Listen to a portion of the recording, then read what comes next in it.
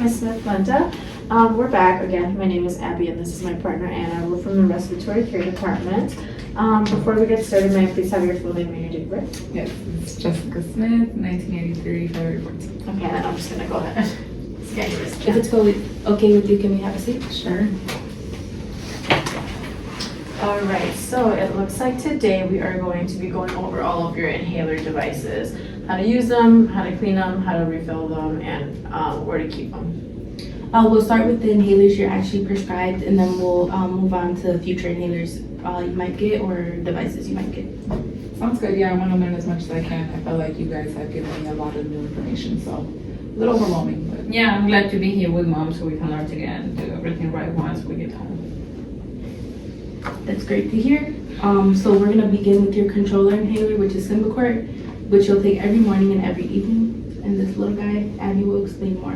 So this is a metered dose inhaler. Another way of saying it is MDI. It releases a measured puff of medication using pressure inside of the canister. So does my mom have to use a spacer every time with this inhaler?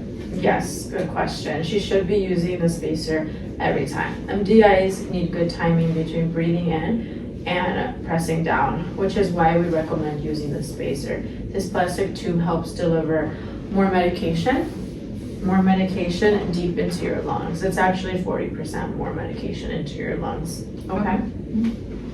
So now I'm gonna demonstrate how you should be using it with the spacer. So before you even use the spacer, you're gonna shake the whole inhaler for 5 seconds. Make sure the canister is secure in place before you do that. Remove the cap. If this is your first time using it, you're gonna prime it. And if you haven't used it in a few weeks, you're gonna prime it as well. You're gonna insert the inhaler firmly into the spacer. And you're gonna sit upright, breathe out fully, place the mouthpiece, which is this little cup. You're gonna make a tight seal around your face. You're gonna press down on the pump one time, and you're gonna take a slow and deep inhale and hold it for 10 seconds. It's good to have someone there to count out loud with you. And you're gonna wait 30 to 60 seconds between each puff, and then do it again. And just remember, since this is Symbicort, again, we talked about the steroids earlier, remember to rinse your mouth and spit after each dose, just to avoid any oral thrust.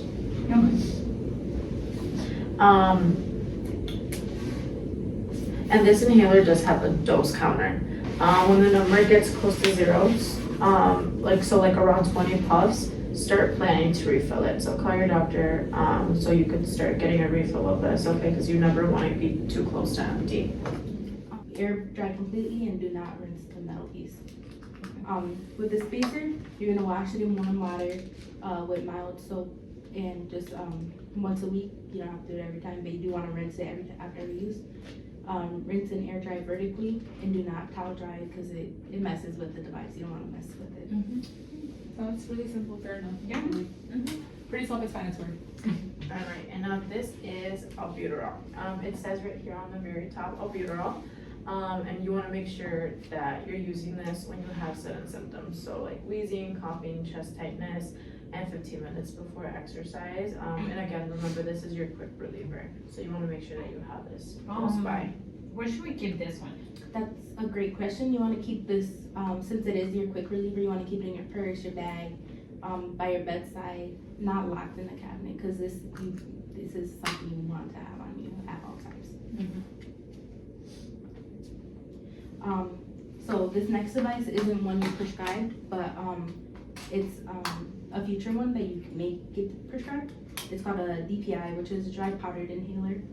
Unlike MDIs, DPIs are don't spray the medication. There's no like actual puff. You need to inhale, take a deep inhalation and suck in the medication. So to use the device, it's not like a regular MDI or like a usual inhaler. So you're gonna open the device, making sure this is facing upward. You're gonna load the device, and that puts the medication in there. So it's already in there. You don't have to worry about putting it in there.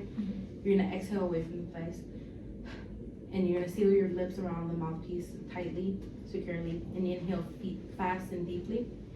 You're gonna hold it for 10 seconds, similar to the MBI, and close and store properly.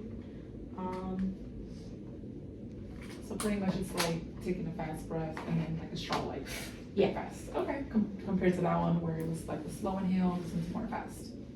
Okay. Do we have to use the spacer with that one? Great question. DPIs do not use spacers. Okay. Simple. And then as far as storing the DPI, you just wanna make sure to keep it in a dry place. You'd never wanna store it in like humid areas such as like bathrooms. You don't wanna wash the DPI with the mouthpiece with the dry tissue only, just because you don't want any type of moisture to get inside of the little hole where the medication goes, okay? Yeah, moisture does ruin the powder, so dry storage is key. One last thing about the DPIs, this is the one, if you ever do get prescribed it, you want to rinse your mouth, because this is the one you're most at risk for oral thrush. We did talk about that earlier. Yeah, we did. Okay. Right now, you're not prescribed a nebulizer, but, thank you. But if your doctors ever do decide that you do need one later on, here's what you should know. A nebulizer turns liquid medication into mist. You breathe it in for 5 to 10 minutes. It's helpful for people who can't use inhalers. So if you can't, like when you first came in, you couldn't hold that breath. They gave you a nebulizer because you weren't able to hold your breath. So it's better for people with severe symptoms. Okay, yeah, that sounds good. And then to use this at home, to clean the nebulizer, you wanna wash the mouthpiece or mask and the tubing with warm soapy water. You wanna rinse and let it air dry. You wanna disinfect weekly using vinegar water mixture. Usually we do 3 parts water, 1 part vinegar. And you never wanna wash the compressor side of it, okay? Seems pretty simple, I think. Yeah, Yeah. sounds good.